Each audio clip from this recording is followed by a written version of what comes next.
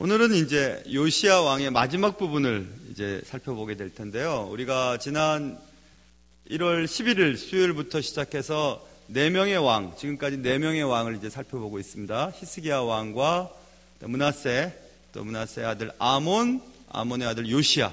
이제 요시야 왕의 마지막 부분을 오늘 살펴보려고 하는데, 요시야 왕은 성경이 매우 관대하게 표현하고 있어요.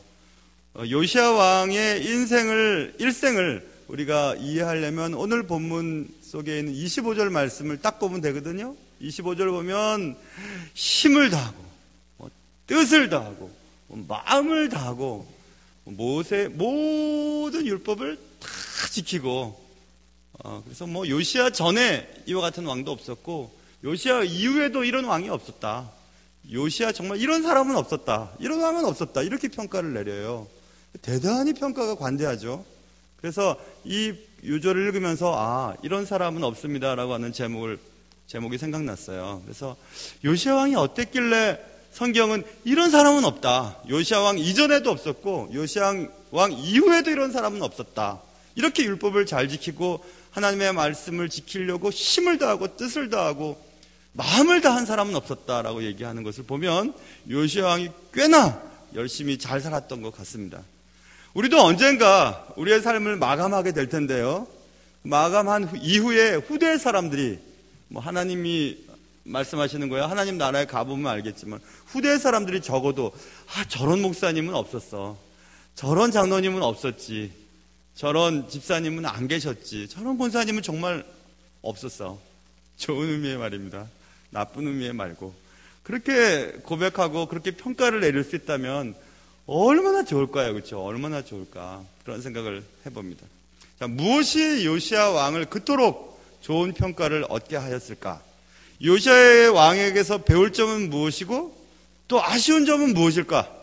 그래서 그것들을 한번 살펴보려고 합니다. 오늘 요시야 왕 전체를 살펴보면서 요시야 왕을 통해서 우리가 배울 것들을 배우고 또 배우지 않아야 될 것을 배우지 않는 그런 귀한 시간이 되어서 여러분과 저의 마지막에도 저런 분은 없었지라고 후대의 사람들이 인정하고 또 하나님께서도 인정해 줄 수 있는 그런 귀한 인생의 소망을 가지실 수 있는 시간 되시기를 주님의 이름으로 축원합니다.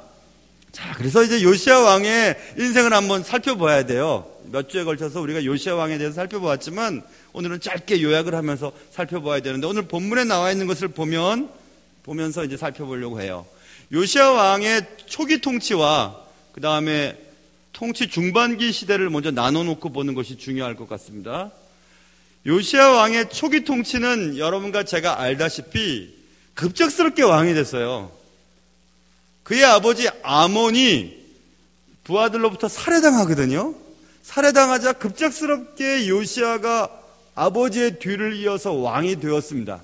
그런데 요시야가 왕이 된 나이가 8살이었어요. 8살. 8살에 왕이 되었어요. 그런데 요시야는 준비가 되어 있지 않았습니다. 우리가 이미 살펴보았지만 요시야가 왕이 되었을 때에 요시야 왕이 그의 증조 할아버지 그리고 그의 할아버지 그의 아버지로부터 물려받은 신앙의 유산이 하나도 없었어요. 히스기야의 통치 말년을 보면 히스기야가 15년을 더 살았지만 하나님 앞에 그렇게 잘 살지를 못했습니다. 그리고 죽고, 므낫세는 남쪽 유다 왕 가운데 지독히 악한 왕이었어요.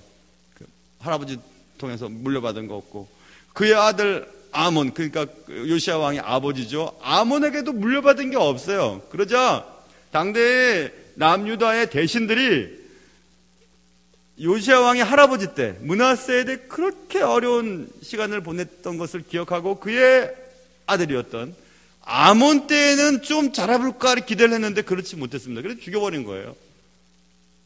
그러니 할아버지 때, 아버지 때로부터 신앙의 유산을 받지 못했던 요시야 왕, 가문으로부터도 좋은 것을 받지 못했죠. 그리고 또 히스기야 통치 말년부터 므낫세, 아몬에 이르기까지 온 나라에 우상 숭배가 아주 편만해졌습니다. 성전에도 막 그냥 희한한 것들을 만들어 놓고 아주 그냥 당대의 우상들 다 갖다 놓았어요. 나라가 굉장히 어지러웠습니다. 자, 보세요. 가문에서 받은 것도 없고 나라도 굉장히 혼란스러웠고, 또 당대 요시아가 8살 때 왕이 되었을 때의 국제 정세는 남쪽 애굽과 북쪽의 아수르 제국, 그리고 또 아수르 제국 뒤를 이은 바벨론 제국의 패권 속에서 조그마한 나라였던 이 팔레스틴, 남유다는 정말 너무너무 힘든 그런 국제 정세 속에 있었거든요. 보세요.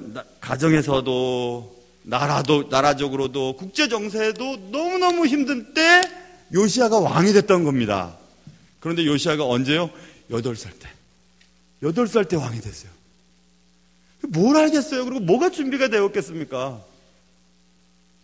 그러니 요시아 왕은 잠깐만 딴짓하면 그냥 신하들로부터 죽임을 당할 수 있을 만큼, 그리고 나라가 막 넘어갈 만큼 너무너무 어려운 시대에 왕이 되었거든요. 그런데 요시아 왕이 지난 시간 또 지지난 시간 살펴본 것처럼 왕이 된 지 8년째 되는 해, 그러니까 나이로 치면 16살 때부터 두각을 나타내기 시작하는데, 그것은 나라에 있는 모든 이방, 우상을 다 없애고 해결하는 작업을 시작해요. 16살 때. 저는 생각해 봤습니다. 아버지로부터, 할아버지로부터 배운 것도 없는데, 그리고 당대에 제가 말씀드린 므낫세 때에 대단한 선지자들을 다 죽여버렸거든요. 그 선지자들도 없었어요. 믿음의 사람이 없었어요. 그런데도 어떻게 요시아 왕이 그렇게 정신을 차리고 그렇게 할 수 있었을까? 여러분, 좋은 아버지 밑에 좋은 아들과 딸들이 길러지긴 하지만 또 의외로 형편없는 아버지 밑에서도 좋은 자녀들이 자랄 수 있습니다.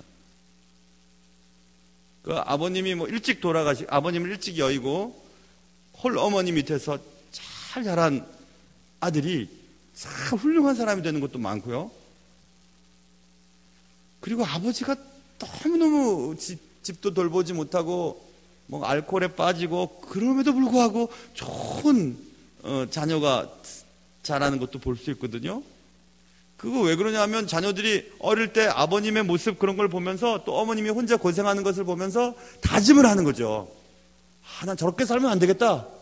그리고 어머니 나중에 효도해야 되겠다 하는 그런 다짐이 있을 수 있어요. 그렇죠? 저희 아버님 경상도 남자거든요. 아버님 무뚝뚝해요. 물론 사랑이 있으셨어요. 그러나 무뚝뚝해요. 저희 어머님은 경상도 남자랑 살면서 남자가 이렇게 조금만 여자의 마음을 이해해주면 그렇게 행복해 하셨거든요. 그것을 이제 저를 앉혀놓고, 나무야 일로 와서 콩나물 대가리 따자. 그래서 콩나물 대가리 따면서 자꾸 말씀해 주셨어요. 여자는 남자가 조금만 잘해주면 행복하다. 여자를 이해해줘라.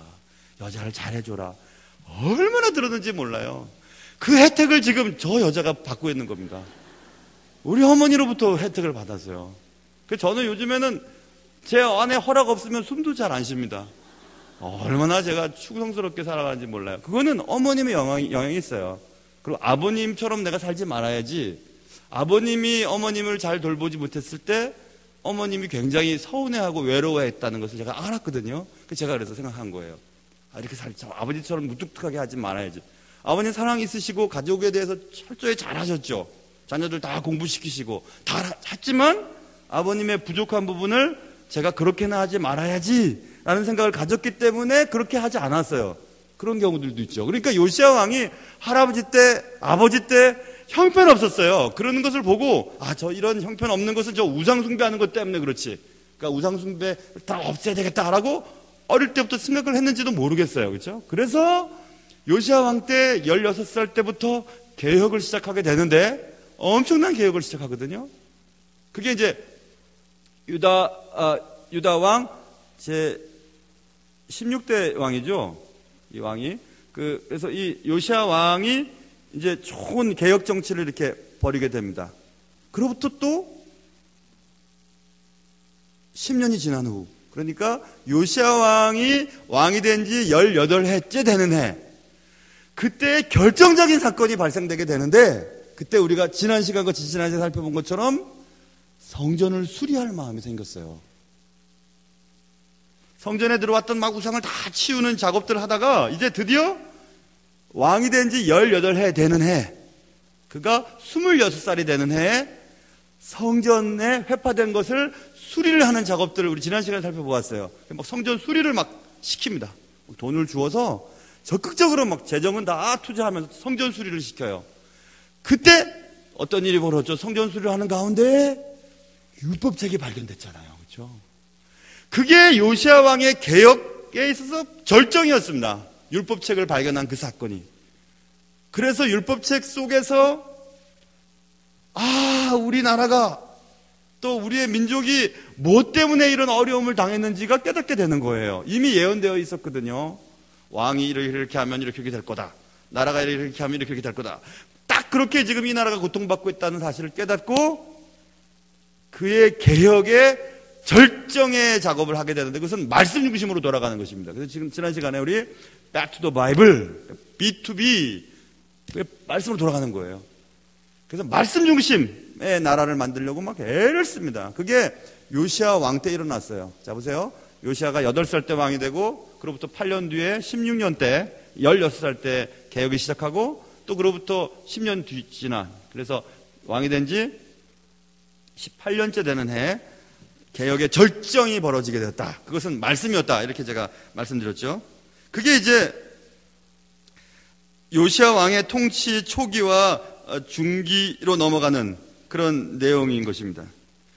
요시야처럼 불우한 환경에서 왕이 된 사람이 또 있을까 할 만큼 요시야는 정말 신앙의 유산을 아무것도 받지 못했거든요. 나라는 어지러웠고 국제적인 정세는 매우 위태로웠고 나이도 어렸습니다. 그럼에도 불구하고 요시야를 평가하기를 이런 사람은 없었어. 요시야 왕 이전에도 없었고 이후에도 없었어 라고 할 만큼 요시야는 성경이 인정해주는 왕이 되었거든요. 그러니까 여러분 이렇게 생각하면 돼요. 우리가 부모님으로부터 할아버지로부터 또 가문으로부터 신앙의 유산을 받지 못했어. 나라는 너무 어려웠어. 국제정세 속에서의 나라의 위태로움은 너무 극에 달했어. 그때도 하나님의 말씀을 붙잡고 하나님의 말씀 안에서 살려고 애를 쓰는 자는 하나님 쓰십니다. 쓰세요. 그래서 저는 어릴 때 제가 제일 부러웠던 것이 제 교회 친구들은 아버님, 어머님 다 뭐 교회 중직자들이시고 교회 막 다 같이 하시고 막 그랬었거든요. 결혼한 제 아들하고 며느리가 오늘 저희 집에 잠깐 들렸어요. 아직 신혼여행은 못 갔어요. 그 미국에서 온 미국 사람들, 손님들 한국 구경 시켜준다고 경주에 모시고 다니고 뭐 이러다가 이제 오늘 비행기 태워드리고 저희 집에 들렸는데 그 이바지 음식 있잖아요. 그거 갖고 왔더라고요. 그거 처음 받아봤어요. 근데 그거 받아봤는데 제가 그 아이 보내놓고 나서 그때 같이 얘기했나? 제 아내랑 같이 얘기했나? 참 쟤네들은 복이 많다 생각했어요. 저랑 저희 집사람 결혼할 때는 양부모님들이 다 교회 안 나오셨을 때였거든요. 저희들만 그냥 교회 다녔었어요. 청년부 회장, 청년부 부회장. 근데 그 청년부 회장, 부회장이지만 아무튼 주보에도 냈지만 둘이서 결혼한다는 게 뭐 교회에 대단한 일이겠어요. 교회 어른들이 안 다니시니까. 근데 교회에서 결혼해야 된다고 저는 생각했어요. 어릴 때부터. 아무튼 나는 교회에서 결혼할 거야. 죽어도 나는 교회에서 결혼할 거야. 이렇게 생각했어요. 교회에서 결혼하지만 부모님들이 안 계시니까 권사님들한테 뭐 음식을 부탁하겠습니까? 집사님들한테 안내를 부탁할 수 있겠어요. 그래서 제가 최소한으로 교회에서 결혼하고 목사님 주례하고 친구들 찬양하고 뭐 다 하지만 식사 부탁을 못 하겠더라고요. 교회 어른들한테. 식사도 안 했어요, 그때. 그냥 수건 이렇게 빨간색, 파란색 2개 딱 만들어가지고 오시는 분들 딱 드리고 아마 멀리서 식사하러 왔던 분들은 아마 욕을 바가지라고 하셨을 거예요, 아마. 근데 식사 못했어요. 못한 것도 있고 안 했어요. 식사 뭐 각자 사드시면 되지 뭐 이렇게 생각했는데 근데 얘네들은 양부모 다 잘 믿고 권사님 집안이고 뭐 목사 집안이고 그러니 다 교인들이잖아요. 그리고 또 교우들이 얼마나 많이 도와주셨어요. 참 넌 니네들 진짜 복이다 진짜 이렇게 생각했어요. 근데 제가 생각해 볼 때 지금 무슨 얘기를 하냐면 신앙의 유산이나 부모님으로부터 어떤 교회의 어떤 이런 것들도 얻지 못했지만은 그래도 하나님이 이만큼 키워주셨잖아요. 그렇죠? 제 아내도 그렇고.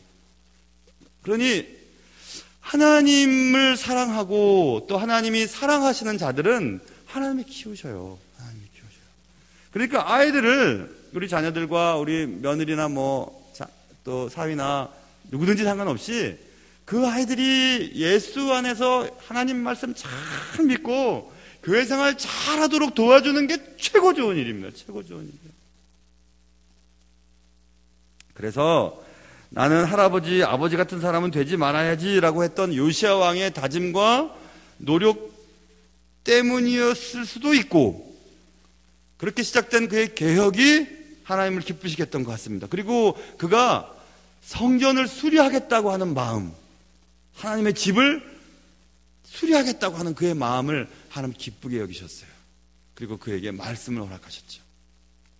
여러분, 그래서 어쨌든 교회의 예배당, 예배를 드리는 예배당, 건물, 교회가 예수 믿는 사람들의 모임이 교회지 건물이 교회냐고 얘기를 하지만, 그래도 예수를 믿는 사람들이 예배를 드릴 수 있는 이 공간이 있다는 게 얼마나 귀한 일이에요.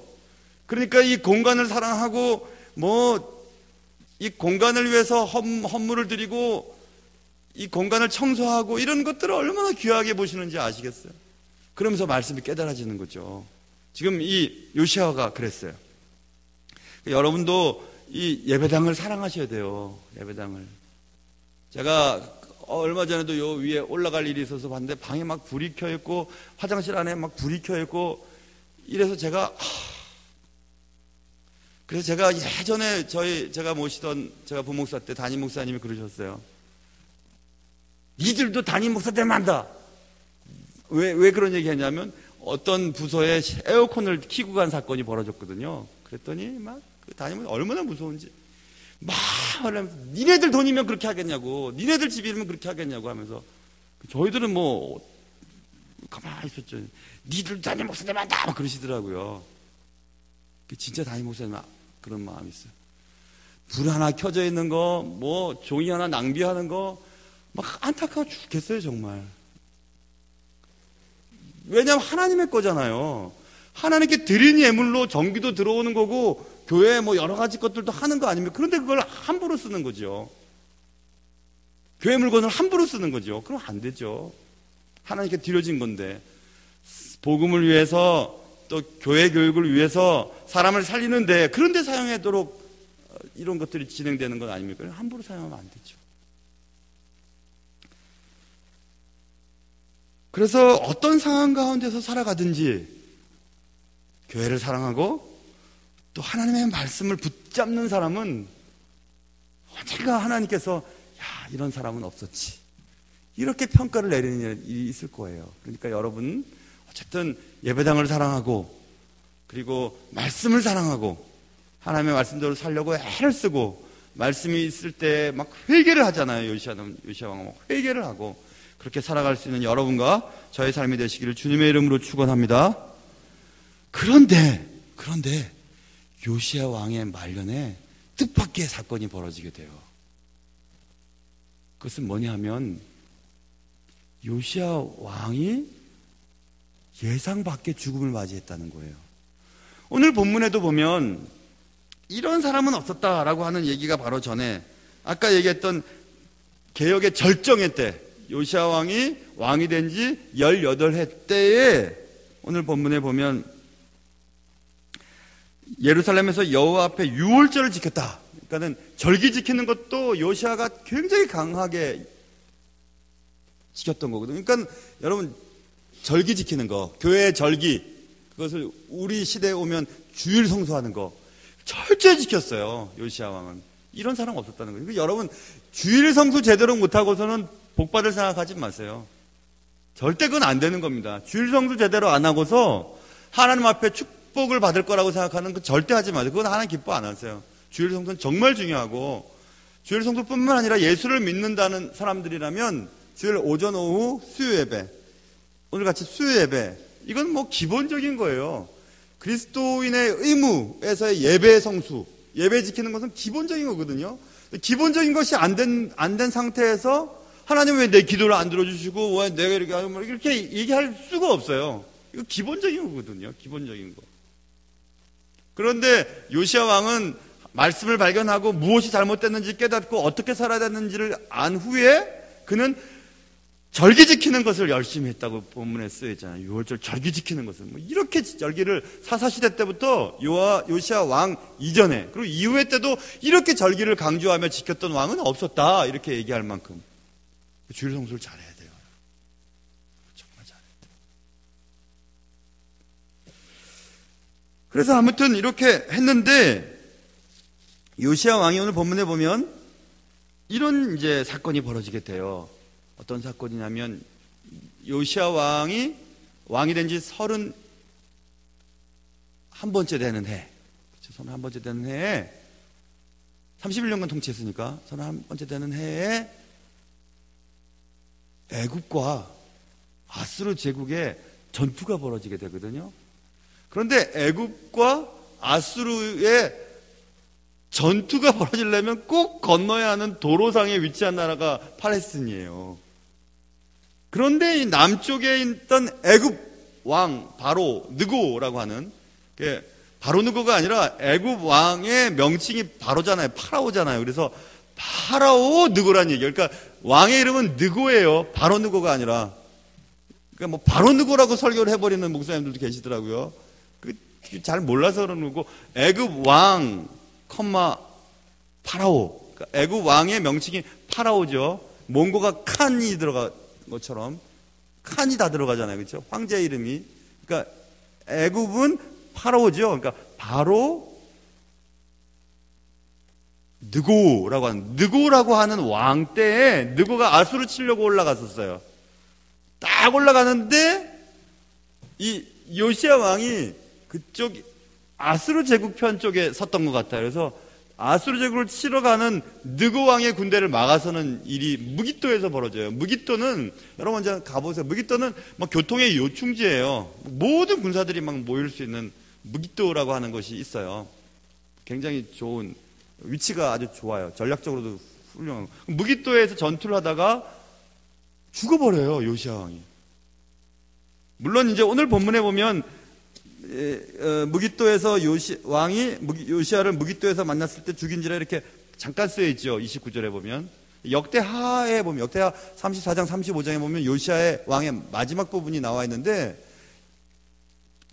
역대하 35장에 보면 이 무깃도에서 애굽 왕 느고와의 전투가 벌어졌을 때 이 요시야 왕이라는 것을 드러내지 않기 위해 변장을 해요. 변장을 하고 전쟁에 나갔는데 활 쏘는 자의 활이 또 정확하게 날라와서 요시야 왕을 맞춰요. 그래서 요시야 왕이 치명적인 중상을 입어요. 그래서 자신의 마차에서 옮겨 타요. 그 다음 마차로 옮겨 타서 화살에 맞은 채로 예루살렘까지 와요. 예루살렘에 도착하자마자 죽어버려요. 그래서 요시야 왕의 마지막이 희한해요. 왜 이렇게 하나님이 요시야 왕을 그렇게 더 개혁하도록 내버려 주시지 왜 데려가셨을까? 라는 의문을 갖게 해요. 또 희한한 것은 지난 시간 본문에서 보면, 오늘은 지금 23장을 살펴보잖아요. 22장에 보면 여기 한번 눈으로 보시겠어요? 22장 14절을 한번 눈으로 보세요. 앞장에 있어요. 앞장 14절에 보면 여선진자 훌다에 대한 얘기가 나오거든요. 여선진자 훌다가 예언을 해요. 그런데 요시야 왕이 나라가 어떻게 될 건지, 내가 어떻게 될 건지 물어봐요. 그래서 여선진자 훌다가 얘기합니다. 나라는 앞으로 이렇게 되고 막 어려운 일을 청해고 막 대단한 막 어려움이 있을 거다. 그런데 당신은 하나님의 말씀 듣고 회개하고 겸비하고 하나님 앞에 바로 살았으니까 당신은 평안하게 열조로 돌아가게 될 거야. 어려운 것을 보지 않을 거야. 라고 예언을 해줬어요. 그 예언을 들은 사람이 누구냐면 요시야거든요. 요시야는 자신의 인생이 어떻게 될 거를 들었어요. 그러니까 자신은 분명히 평안히 열조에게로 돌아갈 것이라고 하는 생각을 가졌겠잖아요. 그렇죠? 하나님의 말씀이었으니까. 그러니까 나는 분명히 편안하게 살다가 편안하게 죽을 거야. 어려운 일을 겪지 않을 거야. 뭐 힘든 일을 만나지 않을 거야 라는 생각들을 왜 안 했겠어요, 요시야 왕이. 그렇죠? 근데 요시야 왕이 지금 무깃도에서 활에 맞아 치명상을 입고 예루살렘까지 부상된 채 왔다가 죽었거든요. 이상하잖아요, 그렇죠? 하나님께서 여선지자 훌다를 통해서 얘기하셨는데, 그렇게 그의 말년이 편안할 거라고 얘기했는데, 여기서 우리가 생각해 볼 게 있어요. 뭐냐면요, 우리가 쉽게 얘기하잖아요. 얼마나 사느냐보다 어떻게 사느냐가 중요하죠. 그렇죠? 제일 심한 욕 뭐예요? 벽에 머칠할 때까지 살아라. 이게 제일 나쁜 욕이잖아요. 그렇잖아요. 오래 살면 뭐 하겠어요? 자손들 힘들게 하고 막 힘들게 하면. 제일 나쁜 욕이잖아요. 그렇죠? 그러니까 얼마나 사느냐보다 어떻게 사느냐가 중요하죠. 그런데 하나 더 생각해 볼 수 있었어요. 제 이 본문을 말씀 읽으면서. 어떻게 죽느냐? 어떻게 죽었죠? 요시야가? 활에 맞아 죽었죠? 그러니까 정상적으로 죽은 게 아닌 것처럼 보이잖아요. 사고로 죽은 거니까. 지금 말하면, 그렇죠? 그런데 여선지자 훌다를 통해 하나님이 요시야 왕 너는 편안하게 갈 거야 라는 말을 보면 활에 맞아서 예루살렘에 와서 죽어서 예루살렘에서 장사는 됐어요. 열조로의 묘실에 들어갔어요. 우리가 어떻게 죽느냐에 관심이 많잖아요, 우리는. 그런데 내가 이 말씀을 읽으면서 딱 깨달았어요. 이거는 세상 어디에도 이런 말 한 사람이 없을 거예요. 제가 생각해 보니까. 어떻게 죽느냐보다 어떤 상태에서 죽느냐를 하나님 기뻐하시는구나, 이 생각 들었어요. 요시야가 하나님을 잘 믿고 하나님이 기뻐하시는 개혁을 하다가 죽었죠? 하나님 기뻐하시는 일을 하다가 죽었죠. 물론 마지막 순간에 이 애굽 왕 바로 느고가 하나님이 지금 이렇게 하라는데 왜 네가 막냐고 역대하 35장에 쓰여 있어요. 그래서 하나님의 뜻이라고. 근데 왜 네가 막으려고 그러냐고. 요시야 당신을 치려고 하는 게 아니라 위에 올라가서 아수르 제국 치려고 그러는데 왜 네가 막냐고 라는 얘기를 하는 것을 기록이 남아 있어요. 역대하 35장에. 그런데 요시야는 아무리 생각해도 나는 아수르에 붙어야 될 것 같아요. 그리고 전쟁에 나가서 내가 위험 있을 것 같으니까 내가 변정을 했어요. 그렇게까지 인간적인 방법을 써요. 그래도 화살에 맞아 죽어요. 그죠? 그런데 어쨌든 요시야 왕은 그래도 마지막에 잘 살았어요. 물론 뭐 슬피 애곡의 시도 짓고 유다 사람들이 다 슬퍼하고 우리가 뜻밖의 요시야 왕의 죽음을 맞이하면서 많은 사람들이 놀랐겠죠. 요시야 왕이 저렇게 죽었을까? 근데 여러분 가만히 생각해보세요. 가만히 한번 생각해보세요.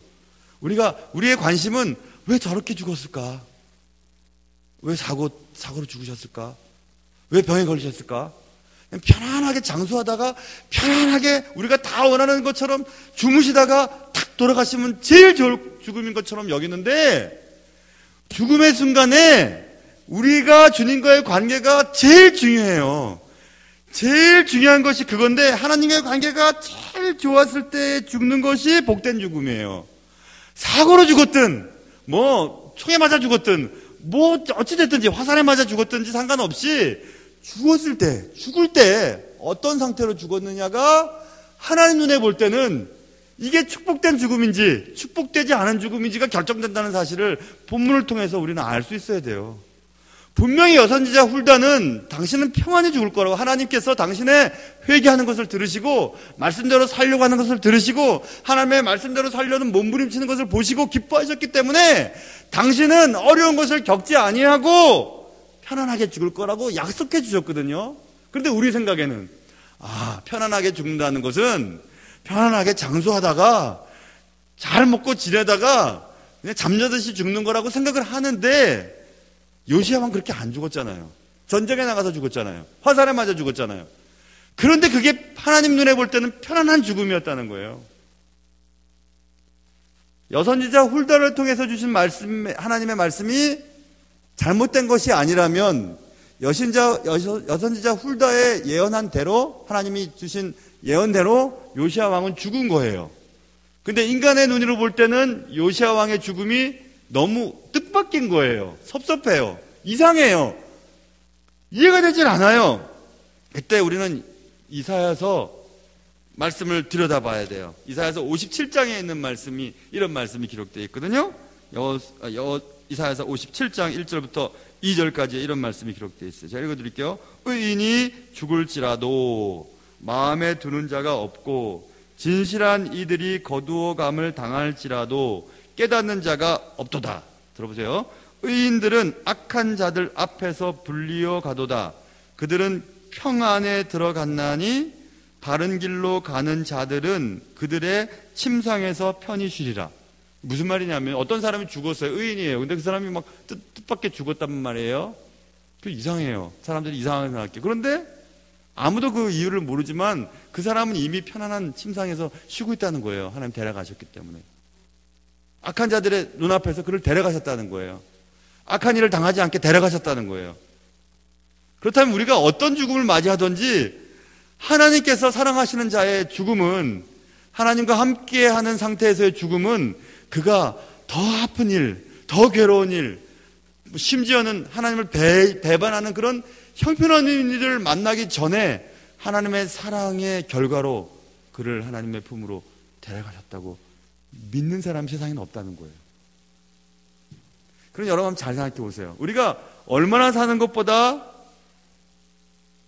어떻게 사느냐에 중심을 두고 우리는 잘 살아야지 관심을 두잖아요. 그런데 죽는 것도 마찬가지예요. 어떻게 죽느냐에 관심보다 어떤 상태에서 주님을 만나게 될 것인가에 관심을 두어야 돼요. 자, 그러면 우리가 어떤 상태, 언제 죽음을 맞이하게 될 것인가를 아는 사람은 아무도 없죠. 그렇기 때문에 언제 주님을 만날지 아무도 몰라요. 근데 내가 주님과의 관계가 제일 좋을 때, 하나님의 일을 열심히 하고, 기도도 열심히 하고, 하나님 시키시는 열심히 하고, 사람들의 관계도 제일 좋고, 막 내게 맡기신 일을 정말 잘할 때, 사랑하고 용서하고 뭐 열심히 살 때가 제일 좋을 때인데, 그때가 언제인지 어떻게 알겠어요? 그렇기 때문에 우리가 해야 될 일은 매일 그렇게 살아야 돼요. 매일 오늘이 마지막인 것처럼 제일 주님을 기쁘시게 하는 일을 열심히 하고, 하나님을 기쁘시게 하도록 애쓰고, 정직하게 살고, 최선을 다해 살고, 사람들을 사랑하고, 용서하고, 원수 맺지 않고, 그렇게 살아야 되는 거예요. 그러다가 어느 순간 주님이 부르시면 사고를 당하든지, 갑자기 심장이 멈추든지, 전쟁이 나든지, 상관없이 그때가 하나님이 우리에게 제일 축복을 주신 죽음을 맞이하는 순간이죠. 저는 이 말씀을 읽으면서 그걸 깨달았어요. 그래. 언젠간 다 죽음을 맞이하게 될 텐데, 복된 죽음은 무슨 죽음일까? 오래 사는 걸까? 아니에요, 그죠?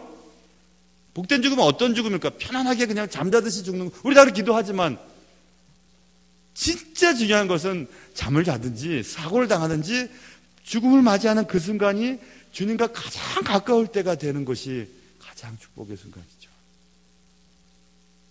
그것을 우리가 알 수 있는 것은 그의 아버지의 아버지의 아버지 히스기야 때 15년을 더 살았잖아요.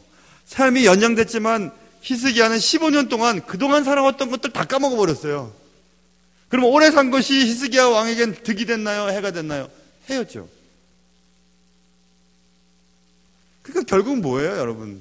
요시야 왕의 죽음은 우리가 생각할 땐 예상밖이었고 뜻밖이었고, 뭐 저렇게 돌아가시냐, 왜 하나님 저런 사람을 데려가셨냐라고 얘기하지만, 하나님 편에서 보면 요시야 왕이 더 이상 나빠지지 않고 최고로 좋을 때, 지금까지 해온 것처럼 잘 살았을 때, 그때 주님이 데려가셨던 거죠.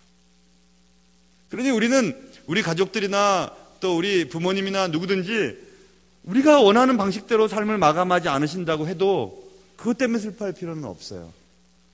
오히려 그분들이, 혹은 내가 주님 앞에서 가장 최선을 다해서 열심히 살아갈 수 있도록 도와드리고 우리도 그렇게 살아야 되는 것 뿐이에요.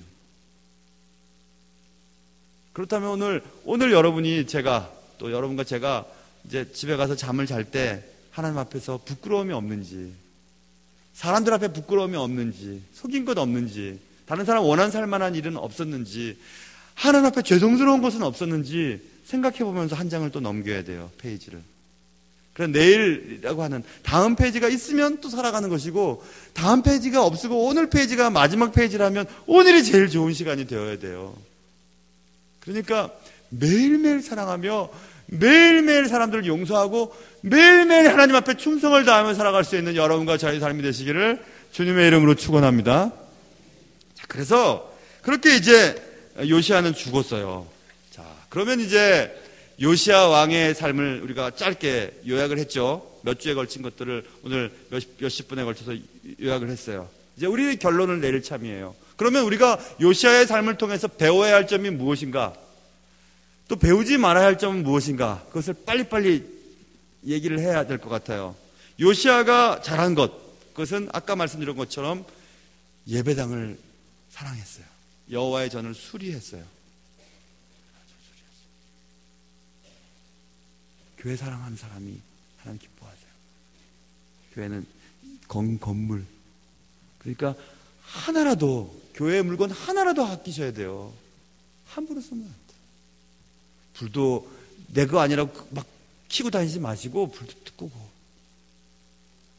물론 저처럼 사람 있는지도 확인하라고 막 껐다가 사람 있어요! 막 그냥 변 보다가 막 사람들 속에서 지르는 사람, 여자 화장실 소리 질러서 내가 미안해가지고 다시 쳤는데, 어쨌든 말이에요. 아껴야죠. 여호와전을 수리했고요. 말씀을 읽고 말씀대로 살았죠. 그거 말고 없어요. 그리고 절기를 지켰죠. 그렇죠? 주의를 잘 지켜야 돼요. 그래서 마태복음 1장 10절 11절 보면 거기에 예수님의 조상 속에 요시야 왕 딱 나오죠. 그죠? 물론 그의 아버지 므낫세도 나오고 다 나오지만, 그러면 요시야가 잘못한 게 뭐예요? 아까 잠깐 살펴본 것처럼 무기토 전투를 아수르 제국을 대신해서 애굽 왕 바로 느고와 싸울 이유가 아니었어요. 자기도 좀 자신감이 없었기 때문에 변장을 하고 전장에 나왔겠죠. 자신감 있는 사람이라면, 하나님 뜻이 분명하다면 왕복 입고 나갑니다. 걱정 안 해요. 염려 안 해요. 왜냐하면 내 생명이 하나님께 있는데, 하나님 뜻 일을 하는데 무슨 걱정이 있겠어요. 죽으면 죽고 살면 사는 거지.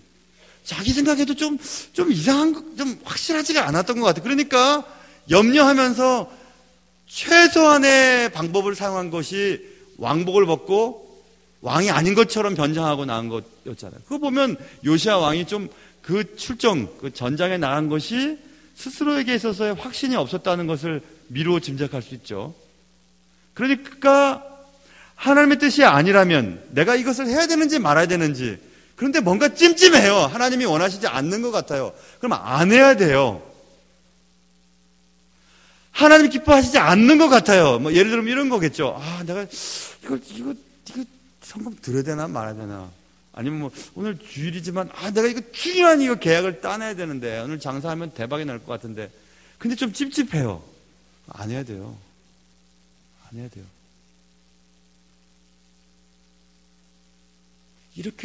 이러면 안 될 텐데 하다가 꼭 사고 나요. 제가 그런 경험이 몇 번 있었어요. 시카고의 제일 큰 교회가 가나안 교회예요. 시카고 가나안 교회, 가나안 장로교회. 뭐 요즘은 뭐 그냥 사분오열 돼갖고 엉망이 됐어요. 교회가 막 없어져. 원래 그 큰 교회는 없어지고 막 다 갈라져 버렸어요. 제가 그때 시카고에 있을 때, 시카고 한인제일 시카고에 있는 가나안 장로교회가 제일 컸는데, 거기에 청년부 수련회 강사를 초청받았는데, 그때 제가 놀러 가려고, 방학 때 학기 끝나고 놀러 가려고 막 멋지게 표현을 했죠. 저보다 훌륭한 강사를 초청하라고. 난 놀러 가야 되니까. 근데 하나님 앞에 좀 찝찝했어요, 마음이. 야, 이 녀석아, 너 말씀 전하도록 하나님 내가 세웠는데 너 그렇게 하면 안 되지. 자꾸 마음속에 이런 마음이 있었는데도, 그래도 꼭 내가 가는 건 아니, 꼭 내가 가야 될 이유가 있나 하고, 그러다가 제가 손가락 이 절단 사건이 났던 거예요. 그때. 그래가지고 그때 얼마나 회개하고, 다시는 내가 하나님이 원하시는 곳에 내가 안 간다고 그러지 말아야지. 우리 교회도 그래서 왔지만요. 아무튼 그래서 그때 이거 철심 넣고 이렇게 붕대 감고 이래 갖고 설교했다니까요. 부흥회 수련회 가갖고. 깨끗하게 했으면 더 좋았지. 이렇게 갖고 가운데 손가락도 이거 붕대 감아갖고 운전하다가 막 흑인들이 나한테 욕했다고. 이게 이 욕이거든요. 미국 사람들은. 근데 이 붕대를 감으면 이렇게 할 수밖에 없어요. 그랬더니 막 지나가던 흑인이 자기한테 욕했다 빵빵빵빵 거리고. 무슨 창피해요, 그게. 지금도 그 사진 있어요. 그때 그 수련회 가갖고 설교한 아파갖고 설교 마치고 갖고 막 침대 아파갖고 그래서 제가 그때 생각했죠. 찝찝한 건 하지 말아야지. 하나님이 기뻐하시지 않은 일은 하지 말아야지. 여러분 찝찝한 거 있으면 제 눈 똑똑히 보세요. 찝찝한 거 하지 마세요. 하나님 싫어하는 거 하지 마세요. 하나님 앞에 막 걸리는 거 있잖아요. 그거 빨리 해결해야 돼요. 계속 담고 있다가 크게 당합니다. 크게 당합니다. 왜냐하면 하나님 사랑하시기 때문에. 저는 지금 3년 동안 하나님 속였는데 하나님이 건드리시지 않으세요. 그럼 아마 크게 당할 준비를 하시거나 아니면 하나님이 관심도 없는 사람일 확률이 100%입니다.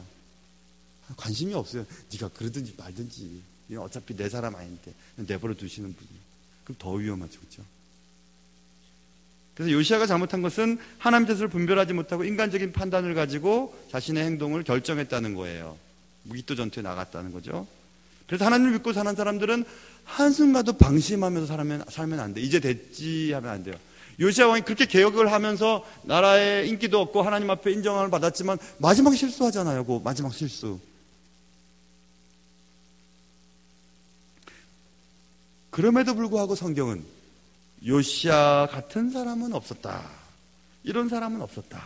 이렇게 얘기를 합니다. 어느 날, 어느 순간 우리의 삶도 마감되게 될 겁니다. 그때 하나님이 야, 너 같은 사람 없었어. 너 진짜 멋져. 이렇게 인정함을 받을 수 있는 여러분과 저의 삶이 되시기를 주님의 이름으로 축원합니다. 하나님 아버지, 오늘 요시아 왕의 인생을 잠시 살펴보면서 요시아가 어떻게 살았는지 또 우리는 어떻게 살아야 되는지 생각해 봤습니다. 하나님께서 나무야 너 같은 목사는 없었다. 고맙다.